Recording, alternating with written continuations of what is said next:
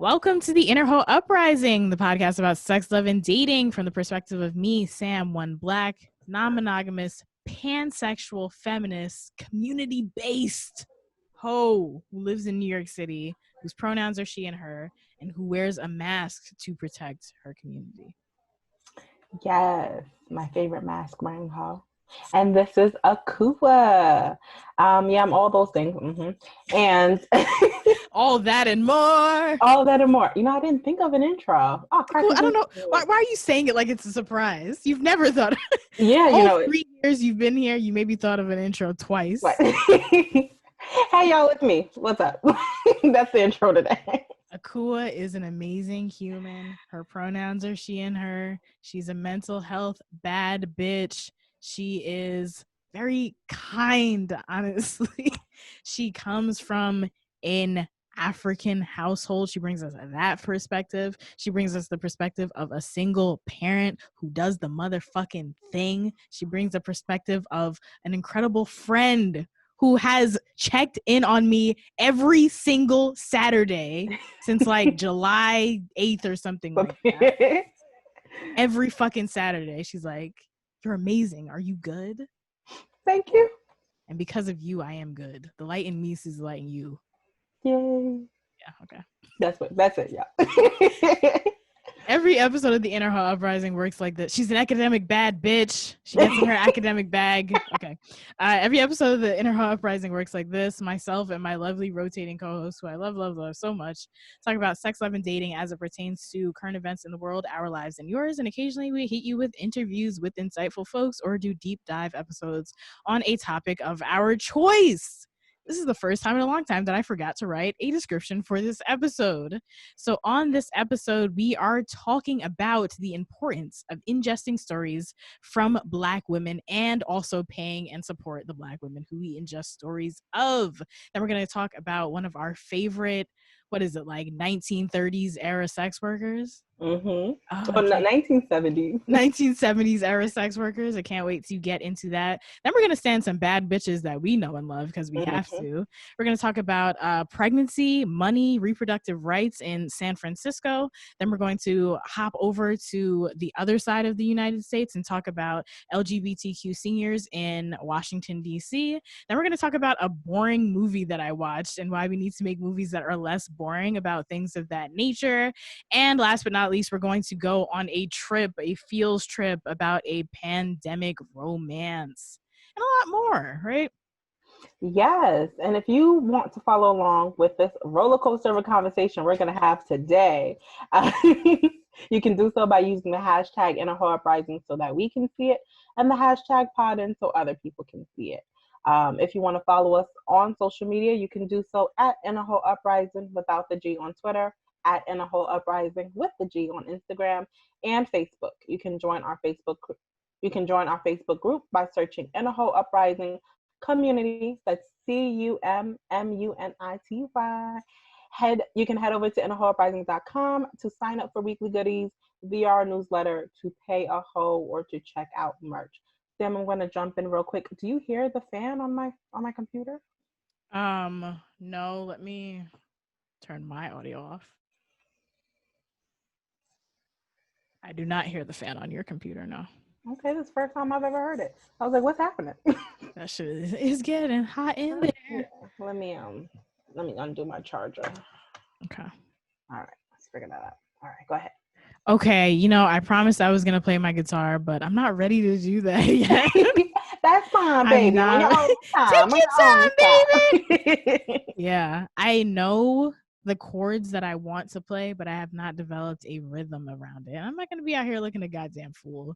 No, I am going to be out here looking a goddamn fool, and that's okay. It's okay to look a fool, but I'm not going to look as much as a fool that I would today.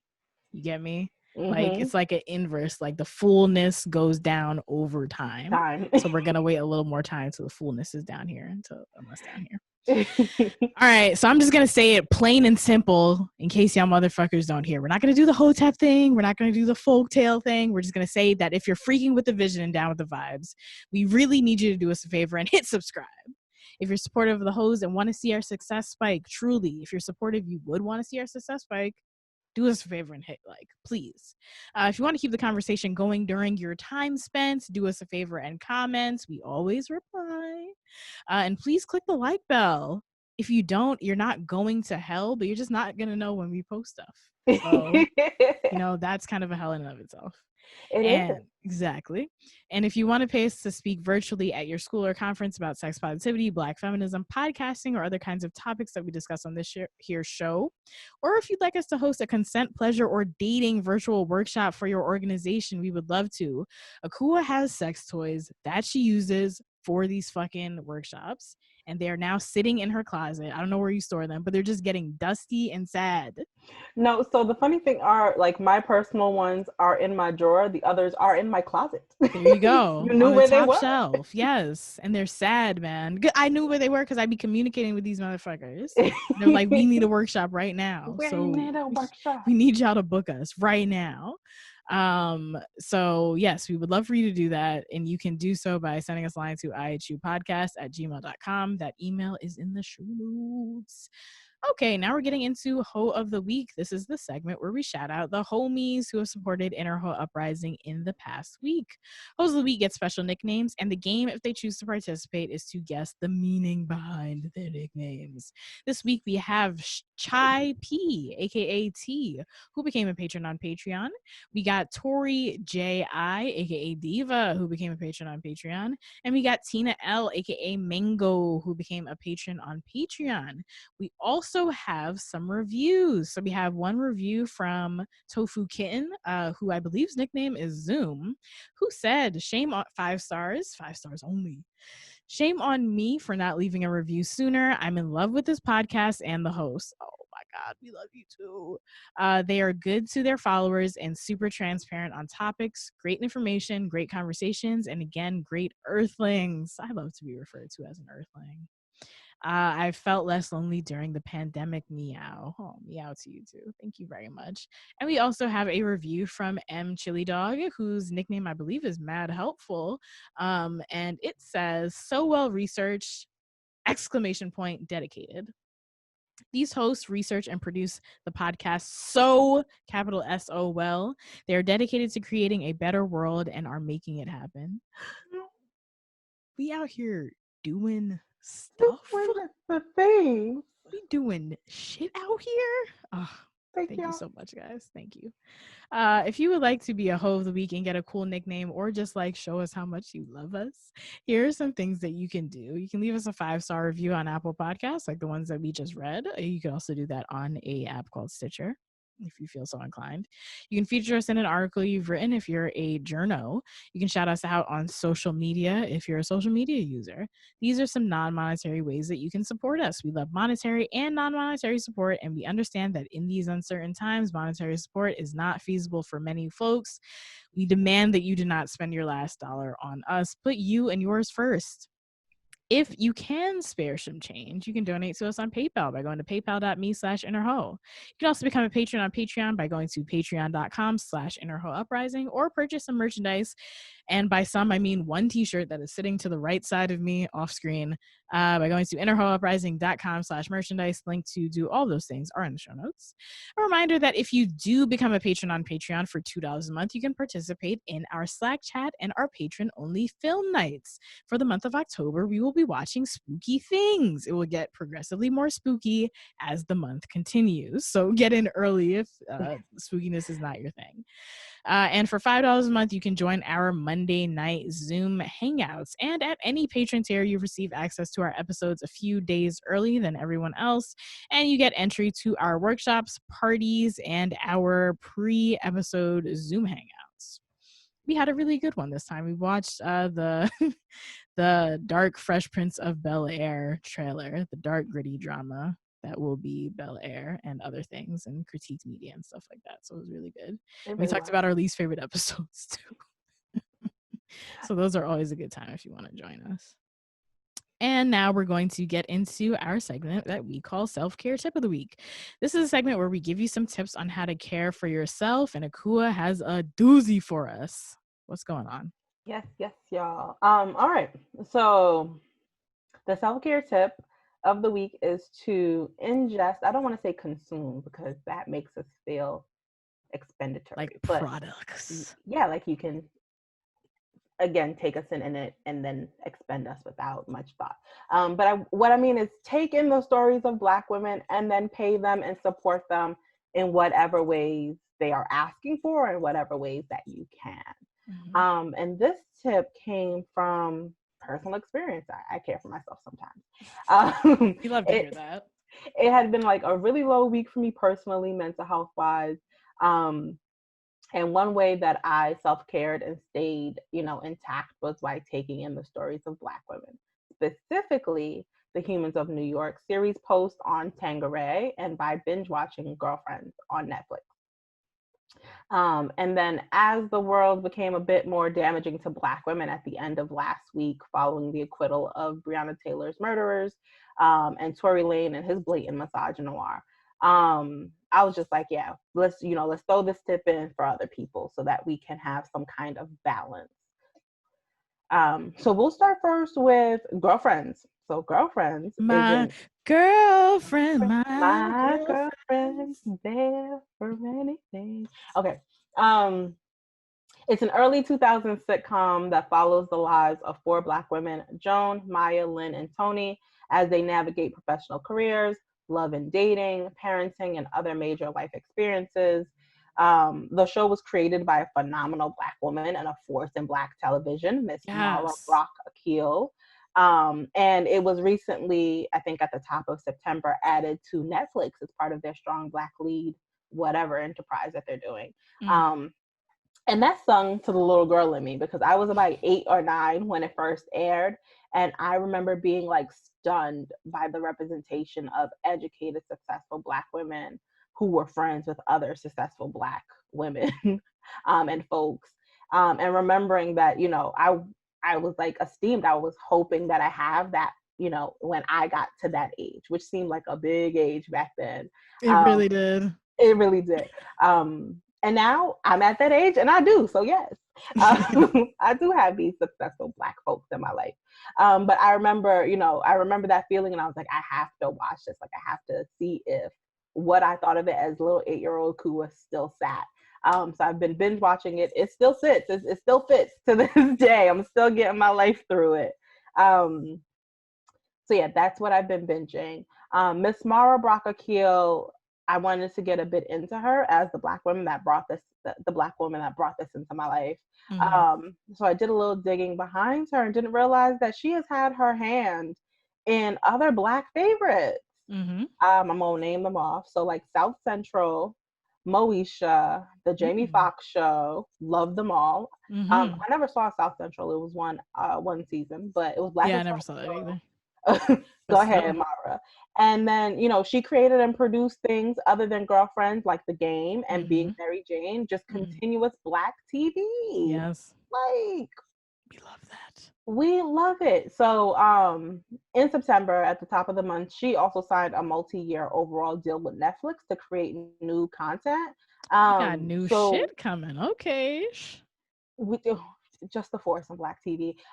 So we're gonna support her by streaming whatever the fuck she brings us, whatever Black ass content that she's giving us, in the next couple of years. I don't know how else to support Mara, but girl, if you're listening, let me know, and I will cash up, whatever you need, sis, because you have done Black things on TV for me. For a Um, minute. for a minute, like my whole life. We talking decades. Come on now. Um, and then for Miss Stephanie, who has brought me so much joy with her life story. So Humans of New York is a photo blog and most recently a book of street portraits and interviews that I collected on the streets of New York City. It was started in November of 2010 by a photographer, a white man named Brandon Statton.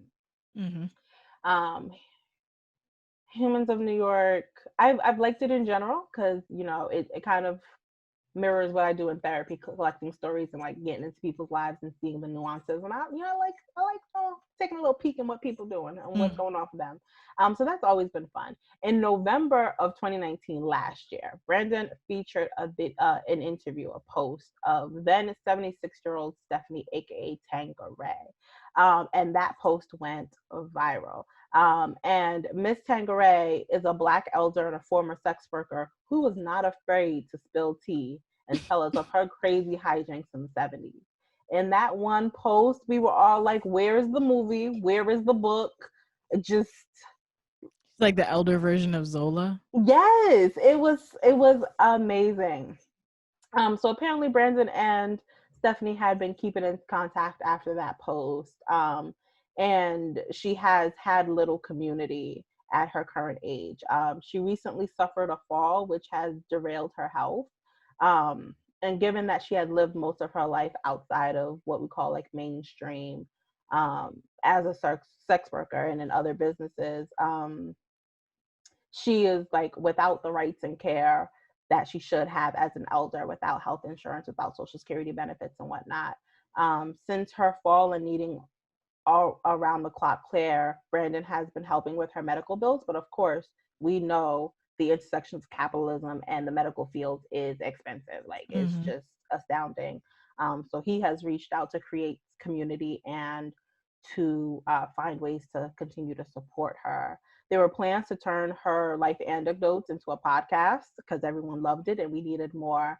But given the situation, Stephanie agreed to have Brandon share her stories through Honey as a fundraising effort for her medical bills and her life expenses. And it's currently a 32 post feature on the Honey platform. So that I think that's Instagram and Twitter, maybe Facebook, where Stephanie shares her life stories full of hardships, but also spills some piping hot tea. When I say that tea hot, that tea hot. Okay. She out here talking about celebrities. She's out here talking about presidents. She's out here talking about mobsters. And Whoop. I had to, like, it is so good that I had to turn on my notifications because I needed to be notified. Where's the next when Stephanie installment? It was coming. I think we're up to like post 20 last that I read. And I'd have to go check. So there's 12 more left. There's 12 more left. And there's still so much. Like after that 32, I know there's just so much. And the crazy thing about it is Miss Stephanie got the receipts for what she's saying. Okay. Like what though? Like, so if she is talking about, okay, so like one thing is that she had a dancer who like not a dancer, a fan, a client who would like follow her around to like all the different clubs that she danced to, and she said that he would like always give her these chocolate boxes with like silver dollars taped or glued to them. And then there's just like photos of her chocolate box with the silver dollars. Like she kept it. Like there are photos of her love, like she isn't out here, she's spilling tea, but she ain't naming names because she ain't got the money for lawyers. But so if she know that you're gonna sue her or come after her, she like, nah, cut that out. So she's like, there's a certain mobster whose name rhymes with like Vinny Minnie or some shit like that. Yes. So she's talking about a specific time period. Say she's talking about the 70s, she's like the president. And there's only about 2 presidents in that time period to figure it out. Okay? Like, I like that kind of mess. She is saying, but she ain't, she ain't saying. And it is just so I've always loved the stories of our elders. Like this society, especially in the US, discards our elders in a way that is just horrible because they hold so much knowledge. And just being able, I would have never met Tangeray in any of this. Like to hear of this, how many stories of Black elder sex workers do you hear? Man. So every time that posts, I read the post and I donate, and I've donated 20 times, and she gonna keep getting more of my money. All 32 times and then some. All 32 times and then some. Her the GoFundMe, which is called the Tangeray Trust, has reached it's surpassed its goal of $1 million. But when you break down how much it costs to care for her, it's enough money for like 5 years, and we want her to live more than 5 years comfortably. And we want to make sure she's set for the rest of her days. So please go donate. We can show that Black women's lives matter by dismantling the rapid consumption of their trauma for our entertainment without giving anything back. And we can do that by paying for their stories and supporting them while they're still here. So Sam's going to put the link in the show notes. Go donate, go on the Honey page and read her stories. I'm telling you, you will get your life. Like, you will get your life reading these stories. And then donate to make sure that Miss Tangeray, Miss Stephanie is good. I love it. Love it. I love it. I can't wait to read them. And Miss Tangeray and Brandon Stanton and whoever is all coming together to create this podcast. So I want to introduce myself. My name is Sam. I am a podcast producer. I'm quite good at it.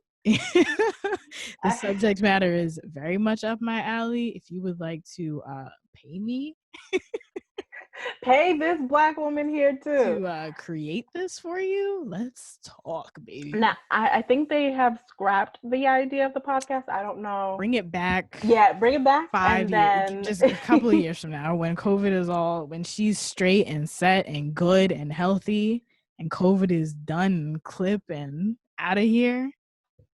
You know me.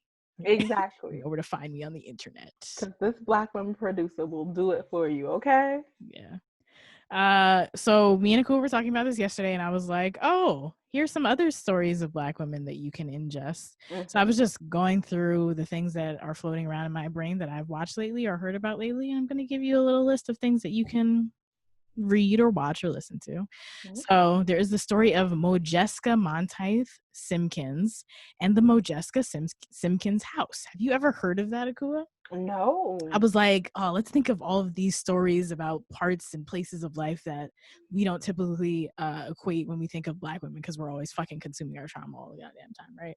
So Modjeska Monteith Simpkins was a Black professional in like the 1930s to 1960s America. Mm-hmm. And she had a home in South Carolina, Columbia, South Carolina. And she used part of the home just to like live in and part of the home as her business. And then she used the other part of the home as like an Airbnb type situation to allow for civil rights activists passing through Columbia, South Carolina to just live. Yes. She was just putting up civil rights activists. Yes. Fucking cool. That is fucking cool. Yeah. So there's a documentary, not the film with Viggo Mortensen and Mahershala Ali, but just a documentary called Green Book. And it was about the actual Green Book book that was created for African-American travelers to know where it was comfortable. Mm-hmm. By comfortable, I mean not racist or violent to stay mm-hmm. in the country. And it went over like a whole bunch of Black businesses that were in the book at the time, and there's this whole section where it talks about businesses that were owned by Black women. And when I was watching it, I was like, yes, I love that. So that came to my mind when you mentioned this. What was that, 2 days ago? Yeah, on Friday, this past Friday, I watched a film called Mangrove, which is actually a part of a series called Small Axe, which is produced by Steve McQueen. He's the same guy who directed 12 Years a Slave. That's a series that is going to air on BBC as well as Amazon Prime, all about Black Caribbean community from the 1960s to 1980s in London. And in Mangrove, we see the story of Althea Jones LeConte. She's not the main character, but she's one of the main supporting characters. She's played by Letitia Wright in the film. And she is a Trinidadian physician and research scientist, and also known for her role as the leader of the British Black Panther movement of the 60s and 70s. Just stories about Black women that she didn't know about. And she was a fucking badass in that movie. So I would definitely say check that out if you can. There's the book Wayward Lives and Beautiful Experiments, Intimate Histories of Riotous Black Girls, Troublesome Women, and Queer Radicals by Sadia Hartman, who also happens to be a Black woman. And it's an exploration into the lives of young Black women in the early 20th century who were kind of like moving from the Reconstructionist South to Detroit and Philadelphia. Mm-hmm. I haven't finished that book, but it's a really good book, and it's not so much a story about one particular Black woman or Black girl, but like a collective history of what it was just like to live as a Black woman at that time, as a young mm-hmm. Black woman at that time. There's the documentary that our listeners suggested to us a couple of weeks back on our Zoom hangout called Check It, which is a doc all about the queer Check It gang in DC, formed by gay and trans folks who formed a gang to fight back against homo-antagonistic and trans-antagonistic attacks, which I just love. Mm-hmm. Beat some motherfuckers the fuck up. Beat they ass. So I tried to do all non-fictional women, but then you said girlfriends, and then my mind was just like, oh, here's 2 more things. So there's a series called King Esther on YouTube that is all about a Black trans woman who is just like living her goddamn life in New Orleans pre-Katrina, and it's a good story. And there is also Queen Sono, which is a fictional story about this badass spy in South Africa who just like is just I just love that series. She's just kicking ass, and like she's like flawed and stuff like that, and she doesn't know how to communicate with men, but she still wants to be loved, and she's dealing with the trauma of her past and all those kinds of things, and she just looks really cool kicking ass. So yes, gotta add that to the list. Yeah, so I will link to all of those things in the show notes, and if you all are ingesting the stories of Black women and paying and supporting them, let us know what you're checking out, whatever medium it may be. Now let's get into our segment that we call Bait of the Week. This is a segment where we shout out people who we find both cool and attractive and inspiring and amazing. And we got a list of a couple of motherfuckers that we got to shout out this week because they're badasses and we love them. So first and foremost, we're going to start off with Diamond Stylz, host of the Marsha's Plate podcast, executive director of Black Trans Women Inc., and our friend. Like I know her. I know her. Also known as the 34th fucking most influential African American in 2020 as rated by theroot.com. Wow, amazing. Yes. Above Beyonce. Wow. Above Beyonce. God, we love to see it. Diamond is amazing. She does it. She really fucking does. Then we're going to shout out Dr. Janina Jeff, host and EP of the In Those Genes podcast, geneticist, winner of American Society of Human Genetics, aka ASHG Advocacy Award, my friend, and someone who I get to work creatively with. Isn't that amazing? And also the 53rd most influential African American in 2020 as rated by theroot.com. Wow. All right. Amazing. How do we get to know so many great people? I don't know where I read about it, but or maybe it was theroot.com. That Janina was like the first Black woman to graduate from her like PhD program in genetics at her university. Like just Vanderbilt, yeah. Diamond was out here suing the goddamn government. And yeah, it's like a teenager. Yeah, amazing. Influential. Just they've been doing it. We also have to shout out Estephanie and Lina of the Bag Ladies podcast, who have been featured in Spotify's Latinx Heritage Month campaign as a partner podcast, who are on a motherfucking billboard in Los Angeles. A whole billboard. And possibly one in New York, too. I'm waiting on it. I might have to take a little field trip. I'm coming with house. You. Yeah, exactly. I have to say it. Whoo, child. Oh. I am just so proud of the community that we are part of. I am just so, not just proud, honored. Honored is a good, to sit amongst these women. Just greatness. Yes. And speaking of friends and greatness, Akua, you have something to remind us of for this week. Definitely. I would be remiss to not include other great baddies with Jay and Queen over at Tea with Queen and Jay podcast. Yes, they baddies too. Shout out to Queer Walk too. Yeah, let's not talk about Miss Nikita and Dr. Money. Okay, like the greatness never ends. It never fucking stops. With our group of folks. Ooh, child. So yes, Jay and Queen had me on for a spoiler full review of I May Destroy You. So they naturally are intentional community ass bitches. And they wanted to make sure that they were care for themselves and they was care for their audience and talking about this show, which is, at its foundation, very triggering in its exploration of rape and sexual assault. So they asked me as a mental health professional and a person who talks about sex frequently, to come in. The intersections To come in and have that conversation, and just to make sure that everyone was cared for. It was fun. It was nuanced. I love my time with them. And that should be coming out. I think they drop on Tuesdays or Wednesdays. Yeah, so it'll be out by the time you're listening to this. And the link to that will be in the description for this episode. Yes. I will listen when I watch that show. I don't know when that is yet, but it will happen one day. But I'm very glad that you did that, and I'm excited to hear. I'm very glad to brag on our friends. I just love it. It's just y'all better claps, guys.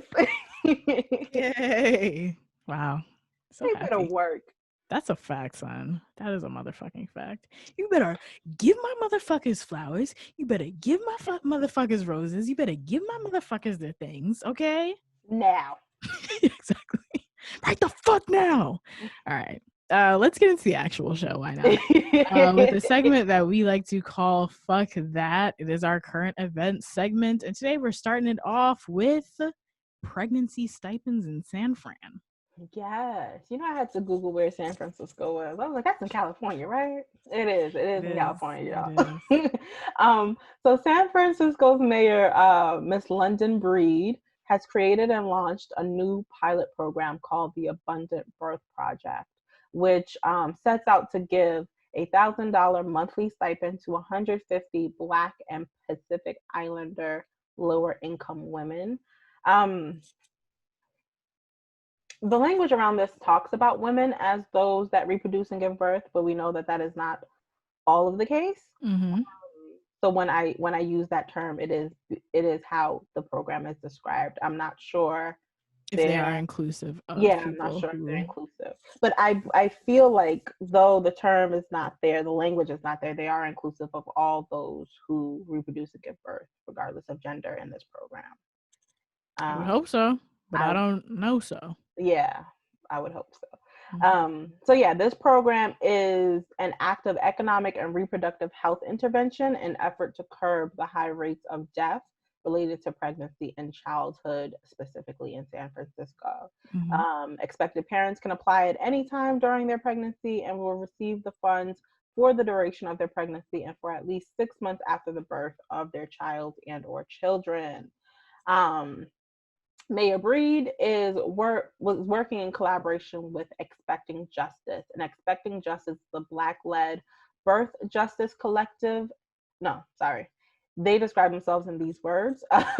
So Expecting Justice is a Black-led birth justice collective impact initiative focused on improving birth outcomes for BIPOC communities, led by Dr. Zaya Malawa at San Francisco's Department of Public Health and supported by the Hellman Foundation and the University of California, San Francisco, California Preterm Birth Initiative. I just want to put a quick explanatory comment because I saw Twitter being like, I just found out what BIPOC was. So in case you still don't know what BIPOC was, it is Black Indigenous People of Color. Yes. Because some people think it's like bisexual people of color. Yes. So let's just clear that up once. Oh, yes. So Black and Indigenous people of color. So they will be using this pilot program to study the resulting health impacts that may come out of it, of providing this intervention, which will make it the first study of its kind in the whole United States, in the history of the United States. Which says but a lot, you know? So prematurity is a leading cause of infant mortality in the U.S. and has been linked to lifelong conditions, including behavioral development issues, learning difficulties, and chronic diseases in the children that are born premature. Between 2012 and 2006, Black infants were the demographic with the highest percentage to be born prematurely, which is at 13.8%, which is almost twice as likely as white infants, who were at 7.3%. Pacific Islander infants were then the second highest preterm births, which stood at 10.4%. Black families account for half of the maternal deaths and over 15% of infant deaths, despite only representing 4% of all births. the same trend follows for Pacific Islander families, and that is why they are the subjects of this program in San Francisco. So yeah, that is what's happening in San Fran. They are out here putting their money where the problem is and hoping to see, results. Yeah. And I'm glad to hear it. I'm glad to hear it too. I'm curious to see what exactly they're tracking. So you can kind of get a better feel on what outcomes or what is needed to lead to specific outcomes. And I'm like really specifically thinking of the story that we did a couple of months ago where it was like climate change and increase in global heat is leading to what is it, children being born with negative health outcomes. Is that what you would refer to that as?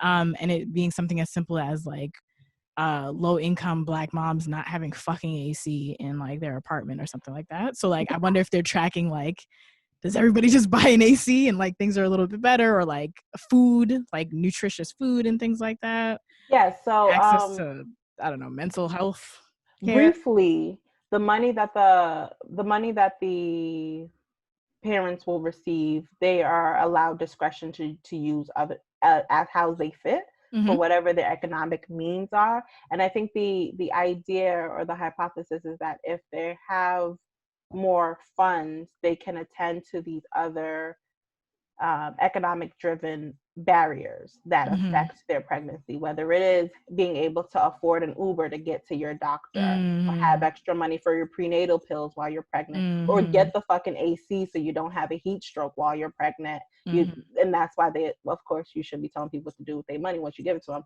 but that's why they're allowing them to spend that money however it fits for their individual needs.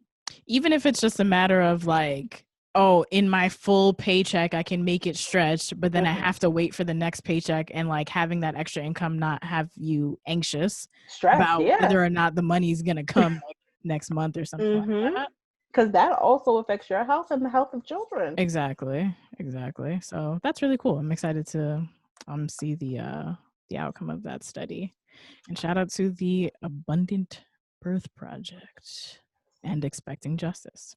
Okay, now we're going to talk about another hyper local story about something that's going on in DC. And I think it's just you don't really think about the nuts and bolts of how things work. You kind of just say like, niggas need things. And it's a story about like that I never thought about, like, because the very end of it, you'll see, but the very end of it was like, oh yeah, I never thought about that. And that is something that is necessary when it comes to bureaucracy. So this story is about the fact that DC lacks funds to implement LGBTQ seniors bill. So I got the story from a local news source called the Washington Blade, and reporter Lou Chabarro Jr. wrote this story. And I want to take one quick second to actually shout out local publications and to remind you to support your local publication. Quick tangent, but a lot of people see something from a local publication and retweet it and say, why isn't anybody talking about this? And it's like an underpaid reporter from your local publication did talk about it, and they spent their time writing this story. And now you are using this story to amplify it. So when you do something like that, subscribe to the fucking publication. Otherwise, they're going to keep closing, and then you're going to get annoyed with the fact that there's like 4 mainstream national news networks that aren't covering very local things that are going on in your community that you care about. So everything is very like small and then big. So when it comes to voting, you have to vote small and you have to also vote big. That's why every election cycle is important, guys. So yeah, support your local publication. But let's talk about the seniors bill in question. So this bill does 2 things. It calls for amending the city's Human Rights Act of 1977 to establish an LGBTQ and HIV long-term care Bill of Rights to provide rights and legal protections for LGBTQ residents and residents with HIV and long-term care. Secondly, it calls for amending the District of Columbia Act on Aging to require the mayor interpret the term greatest social need, quote unquote, under the Federal Older Americans Act of 1965 to include LGBTQ seniors and seniors with HIV for the purpose of allocated federal funds to the district. So the status right now in terms of people voting on it is good. The DC Council unanimously voted to pass the bill, and Mayor Muriel Bowser is expected to sign the bill. However, the funds are not there. So the enforcement of the bill requires the city to pay at least one new full-time employee at the DC Office of Human Rights to enforce the bill's non-discrimination provisions for LGBTQ seniors, to oversee the bill's requirement that long-term care facilities provide LGBTQ-related training for staff members that interact with LGBTQ residents of the facilities. So literally just one person telling everybody what to do when it comes to treating LGBTQ seniors in these long-term care facilities. And in terms of the money of that one person, they just need that one person's salary, which is $109,000 to implement in the fiscal year 2021, and $434,000 over the 4-year period. And according to DC Chief Financial Officer Jeffrey S. DeWitt, they don't got that. They don't got that $100,000. They don't got it. They don't got that $100,000, or rather that $100,000 is spread across different things. And they, in order to reframe the budget, that takes time, according to Lindsay Walton, a spokesperson for DC Council Chair Phil Mendelson. She says that the funding can only be appropriated through the city's annual budget process, which will take place next spring or by mayoral reprogramming. So that's when the advocates come in, and this piece wraps up with a gay rights advocate named Mike Silverstein in San Francisco saying he would look into whether or not advocates should call on the mayor's office to consider transferring funds for the implementation of LGBTQ seniors bill from other city programs. So basically people doing what people have to do in a democracy and being like, no, we want these funds allocated. And instead of waiting till the next fiscal year and the making of the budget next spring, it would be like a mayoral action to be like, oh no, put this over here, put this over here. Let's get this in place now so that this bill can be official, because without the money behind it, it can't technically be official, even though everybody has voted on it. So that's like really boring, right? Like it's not cool or fun or zippy or like what you think of when you think of like what gay rights looks like and what LGBTQ rights looks like and queer rights looks like. But in the society that we're in, we live in a society hashtag, these are the kinds of things that need to happen. Like you need people like Mike Silverstein to be like, okay, I guess my next step is calling the mayor and having this conversation with her about how we allocate funds. And making it a priority to allocate the funds instead of waiting until next spring. Exactly. I think was something that also stuck out to me is that this is now going to be one person's job. And you know, it sounds simple when we talk about it, but when you get in the nitties and the gritties, that's going to be one hell of a job. I think that should be like a small department, honestly. Yeah. Sounds like more of a small department job. So even still, what they have created and the money they've allocated for it seems like they're underfunding it. Which might even be a case of, oh, let's do bare minimum. And if it doesn't work, then we put a little more. Which is like it's kind of just how capitalism works. You know? Like, save our costs and do as little as we can to see our outcomes. So look at capitalism, just that is also unfortunate. I mean, that is what it does.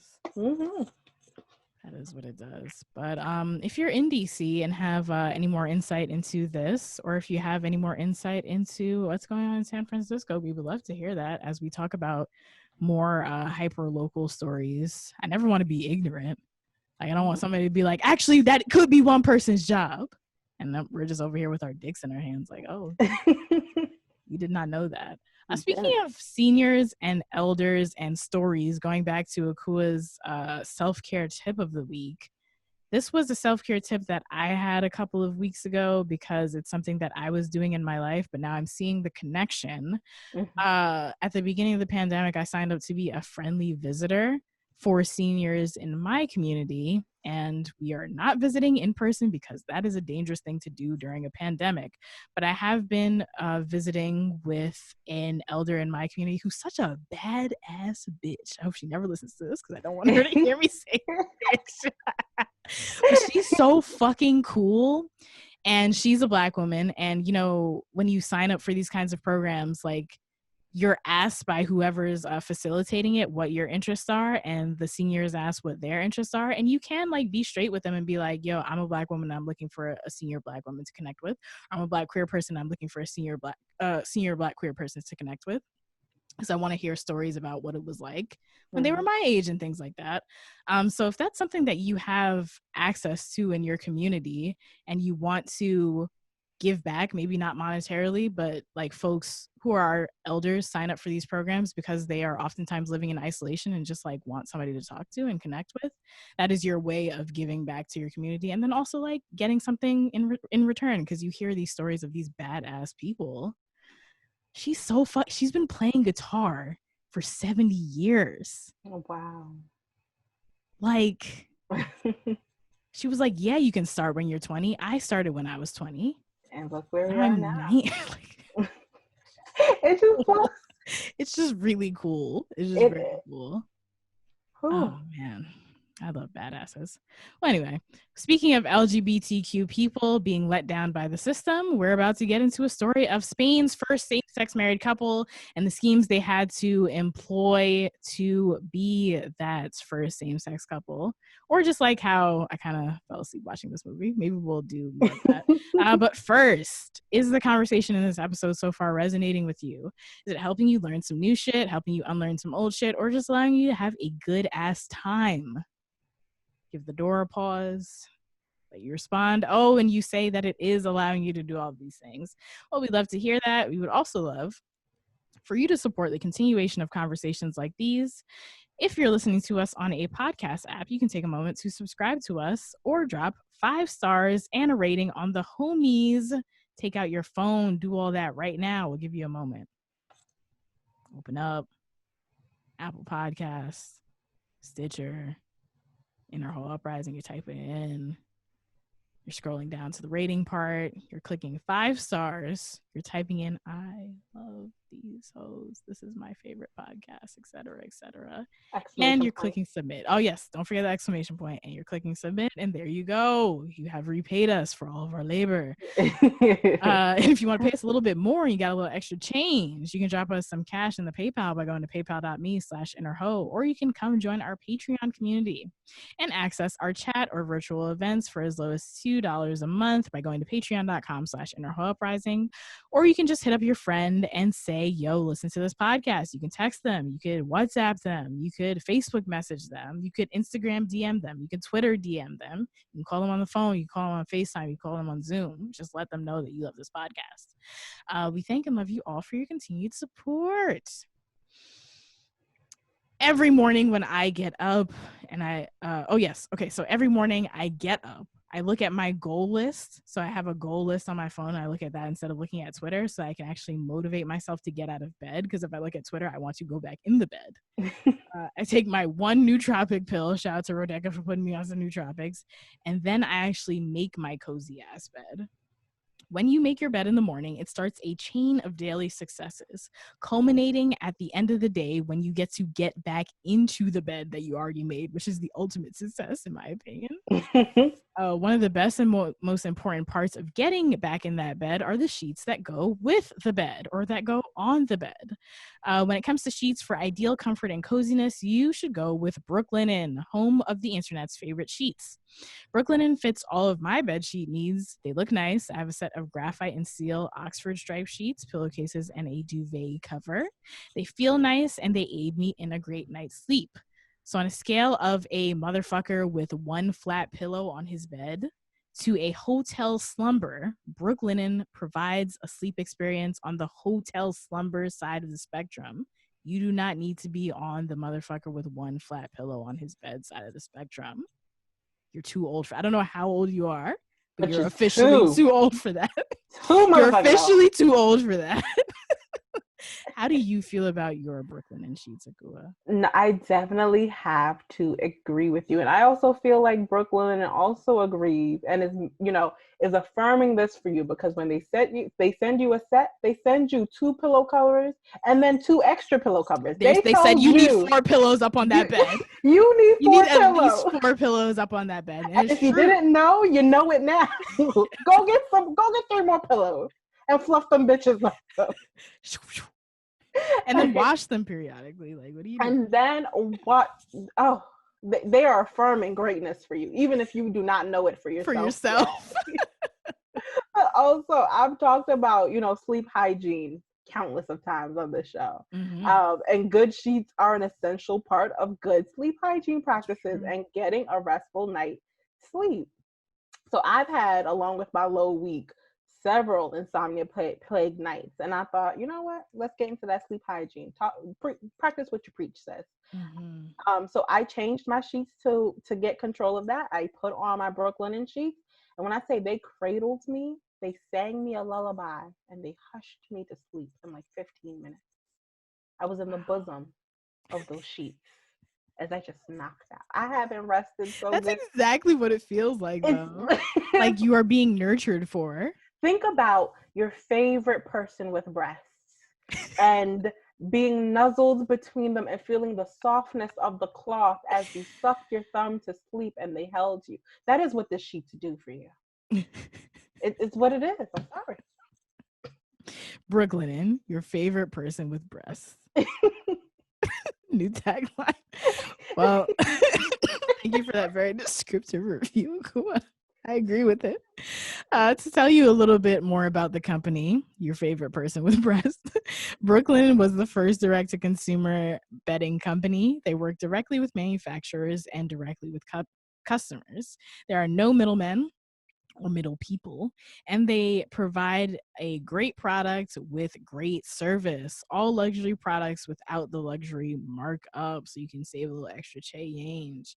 They offer a variety of sheets, color patterns, and materials for all of your lounging needs, including classic percale, which is cool and crisp with a timeless matte finish, luxe sateen, buttery smooth cotton sheets, linen, airy and effortlessly chic, made with highest quality flax in the world, and heathered cashmere, made for sweater weather, that's now, keeping you comfy and cozy. Brooklinen sheets are the perfect place to start making your mornings great.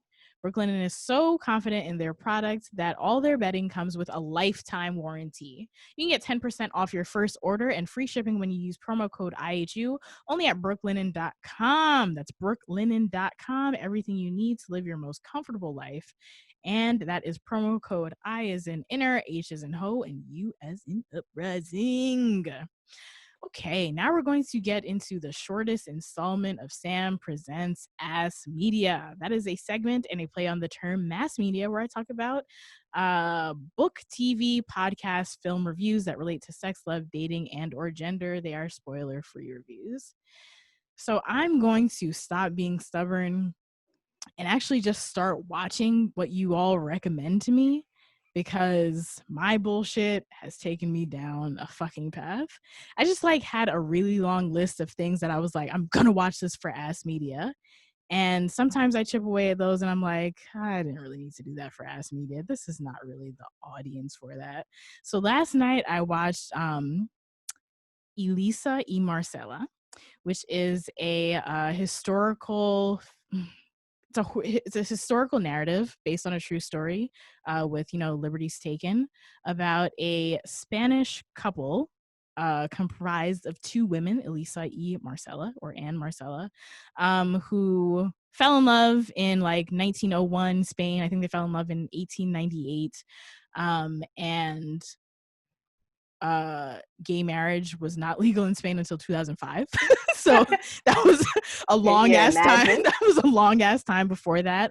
And in order to actually get married, one of them assumed the identity of a man, and hijinks ensue. Not hijinks. It's just like a story happened.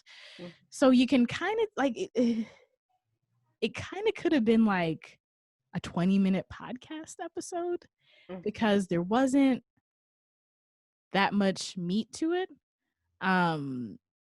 Like I see the film in a few parts. It was like Elisa y Marcel. I keep saying E. Everybody's like, this gringo ass bitch. Eliza and Marcella fall in love and they meet, and that's a really long stretch of time, and it's all like, ooh, forbidden love, do do do do do do do. And then there's a really long stretch of time where they're like just having sex a lot.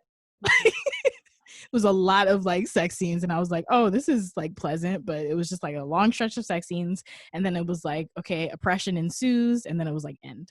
But that was all two hours, And I don't quite think that needed to be 2 hours. So I'm not going to spend much time even talking about it. Some highlights of it, I think my favorite part of it was the cinematography. It's really, really pretty. It's in black and white, and it's one of those kinds of films where every still looks like it could be a painting in and of itself. One of my favorite moments was when they're away from each other, you know, unrequited love or whatever, there's them speaking to each other where they're reading out the letters that they've written to each other, and it's like intercut with the letters and music and images of them just staring at the screen. And I was like, man, even though it's a colonizer's language, Spanish is a beautiful ass language. I'm so glad that I did not watch the English dub of this. That would have been clunky as fuck. Ooh. But yeah, the sex scenes were very sensual. They were not ridiculous. The story, something happened at the end that I didn't like, but this is a spoiler-free review. If you want to talk to me about it and you've actually watched this film, then we can DM. But I was just like, I don't love that. I don't love that in life. But yeah, aside from that, I think my main takeaway is I would love to see that. Like, I'm glad that is a LGBTQ story, and whether it's like kind of mediocre or not, I dig for things to be made. But I would have just loved to have seen that with like Black women and not like white people.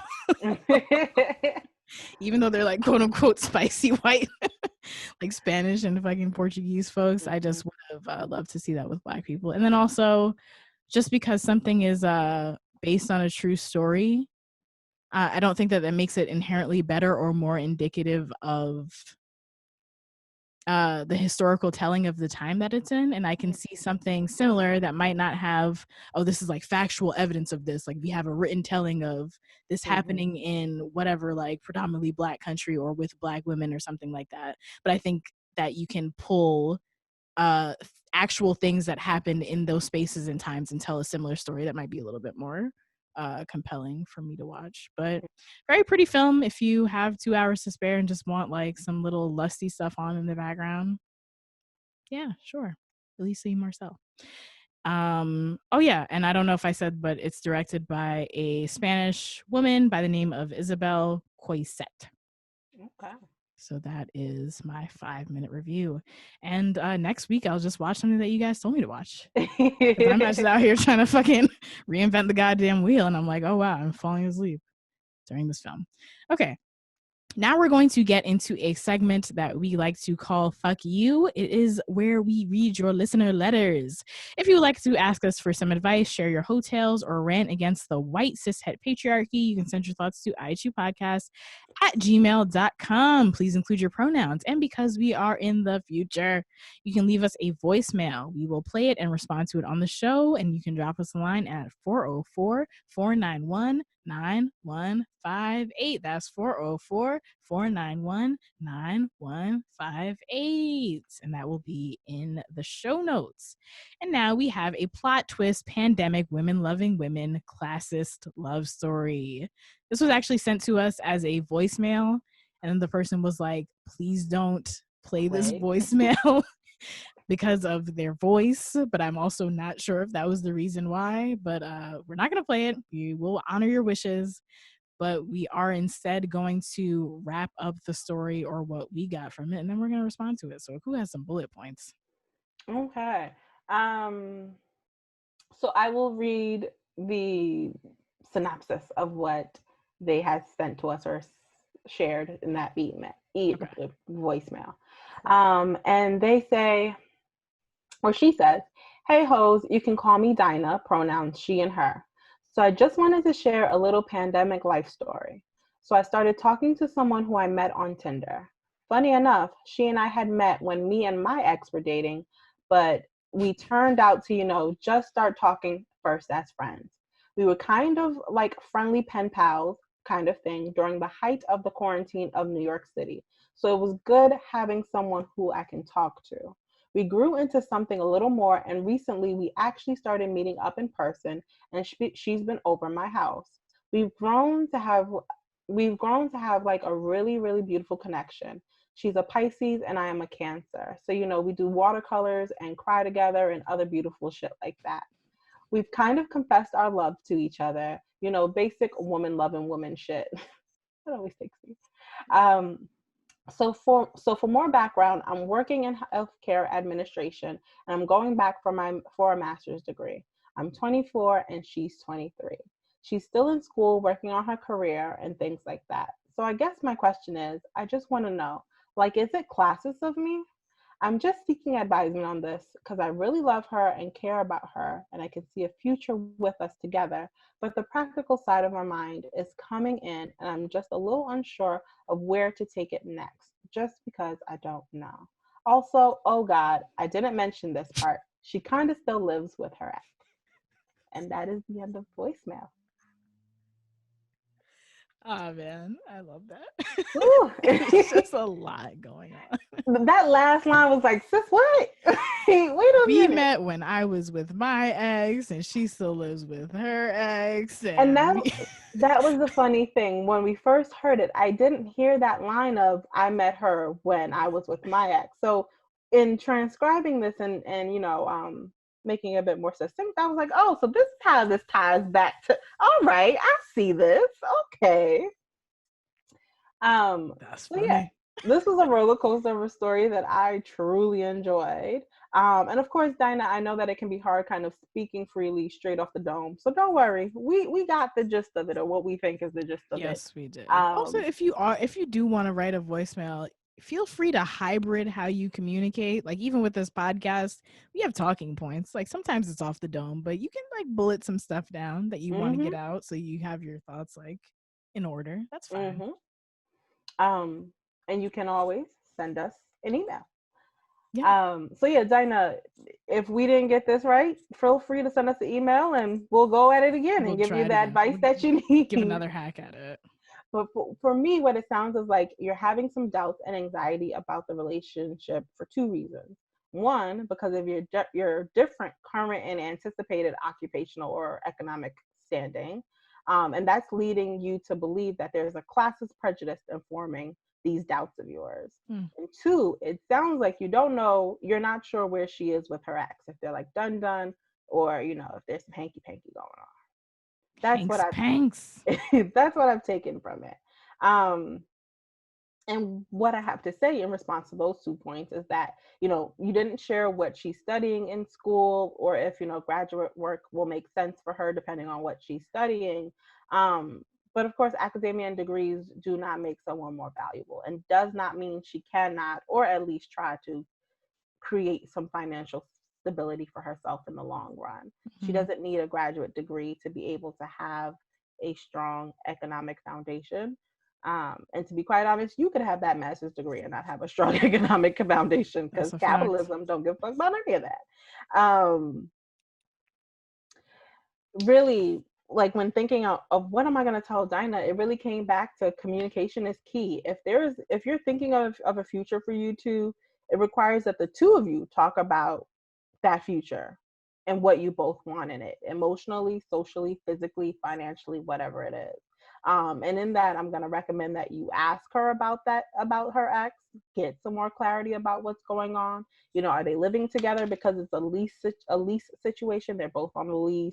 Your partner may not be able to afford independent housing on their own, because that's very understandable in New York Mhm. City. And that might be why she's still there. And if that's the case, let's say the latter is the case, I don't recommend you guys moving in together, because I know you lesbians love to just hop I'm on in dead. there. No. But if that is the situation, which is like a lease thing, or she can't afford to live on her own in New York, then talk about what that kind of housing situation means for your relationship. Is that a deal breaker? Is that I don't know what y'all gonna be doing? And that leads to talks about trust. Do you trust her or not? But nonetheless, all of this needs to be communicated with. If you see a future with her, um and you're having doubts, you got to talk about it so that she knows what kind of future you're looking at. You know what kind of future you're looking at. It's on the same page, and then we can continue to talk about it, have dialogues about it as you guys move towards it. That's all I got for Dinah. Yeah, I fully agree. I don't have anything else to add. So, Janina, if that was helpful, if that was what you was looking for, great. Write us in, let us know. If not, also write us in and tell us what you was looking for, and we'll try it again. Yeah. And if you feel that any more context will help us, then we would appreciate that also. Okay, we're going to wrap up with a comment that was posted by CLT. Actually, can we go back? I have one more thing to say. Yeah, go for it. Let's backtrack this a bit. Also, there might be a bit of insecurity seeing that where you started about her ex and that where you started this relationship with her might be coming back around in full circle. And that might just have to, that might be a look at ourselves of how am I projecting this onto what her current situation is.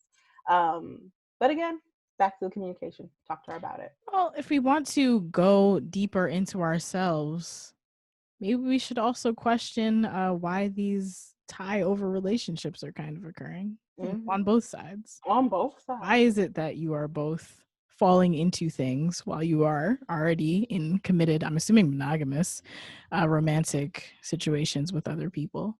And is that what you want to see in yourself and in a partner going forward? Something to look at. Good point. All right. Something to bring up in therapy. All right. Let's go into, we're going to wrap up with a comment that was posted on our Patreon by CL Tizzy.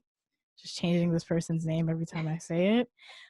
CL Tizzy says, this episode resonated so much with me. They're referring to our last episode, which was called Choosing to be a Single Parent, which was a deep dive into what am I going to choosing to be a single parent. CL Tizzy says, this episode resonated so much with me. I chose to become a foster parent to my 3-year-old niece when she was DCFS removed from, when DCFS removed her from my cousin's care. What's DCFS? Department of Children and Family Services. It's other states' version of ACS. Gotcha. Thank you. While I never regretted my decision, I was not prepared for how difficult it was going to be transitioning from a single childless woman out on her own to becoming a parent overnight. It has almost been a year since she has been with me, and there have been a lot of ups and downs in this process, and there will be many more as we begin towards the adoption process. One thing is for sure, our village has gotten us through this, and I don't think I would have been able to go through this without them. Thank y'all for highlighting chosen single parenthood, especially in young women of color and young people of color, and young non-binary people of color. During this process, I have only come across couples or people who are much older and or white. I've never heard this topic brought up in such an honest and real way. I appreciate y'all so much. Much love, Siltizzy, which is a name that I made up for you. But thank you for listening, and I'm glad that you appreciated the episode and us, and I wish you and your niece all the best. Yes, I'm so glad that it resonated. Your family unit, yeah. And if this episode, what's going on there? Is that a duck? I turned off my airplane mode in anticipation for the end of this session, and then the texts are coming in. So now I had to put it back. Who in high demand up in this bitch? Okay. Over here, my phone over here dry. No, it's just on silent. People like me too, okay? Of course. Same people that love me love you. That's true. If this episode made you laugh, helped you learn something, made you feel good, made you question yourself in a good way, or positively moved you in any sense, please leave us a rating and review on Apple Podcasts or Stitcher and let everyone you know that you love these hoes. We appreciate every single last one of you. Yes, we do. And please follow us on social media. You can do so at Uprising without the G on Twitter, at Uprising with the G on Instagram and Facebook. You can join our Facebook group by searching Uprising Community. That is CUMMUNIT. You can head to uprising.com to sign up for weekly goodies via our newsletter, to pay a hoe, and to buy the one last t-shirt that we have. You know what size it is, Sam? It's a small. One small last t-shirt. Come on, y'all. Get it out here. Yeah, buy it for your cat. Whoever can fit. It's almost Christmas. Yeah, exactly. Buy it and then put it in your local Goodwill box. There you go. There we go. Spread the wealth, share the love. You guys can follow me, Akua, at Hey Akua Girl on Instagram and Twitter. You can follow me at SlamRid on Instagram and Twitter. I made a tweet about Neopets omelets that kind of went viral the other day, and I was like, "Oh, that's what's going viral, Neopets omelets." Anyway, and you can follow me on at Carmen Sam Diego for travel photos when that's okay again. Both of which will be in the show notes for this episode. And have a lovely week because you motherfucking deserve it. Bye. Bye.